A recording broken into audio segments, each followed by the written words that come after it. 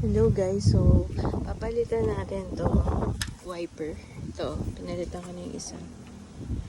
Papakita ko sa inyo paano palitan. Tingnan ko sila na kasi siya.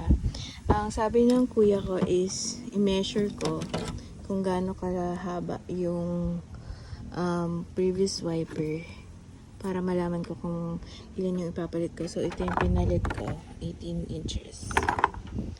So ang ginawa ko lang is ito, pinrest ko to. So, sabi sa Car Maintenance 101 ng A1 Driving, maglagay ka ng basahan dyan pag ginagalaw mo yung wiper kasi para pag bumaksak, hindi agad mabasag yung windshield. And then, ayan. So, ito, meron siyang lock.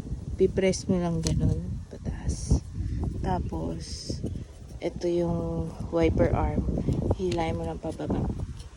Ayan. Tapos, tatanggalin mo na. Ayan. So, ito, para i-open yung bago, ipipindutin mo lang pag ganun. Tapos, matatanggal na yung lock. Tapos, ipapasok mo siya dito. Dito.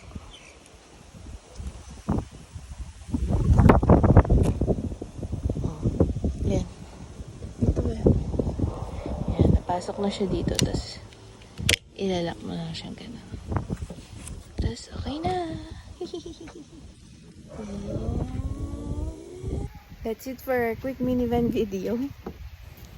Subscribe or follow for more. And kung may request kayo, please comment down below.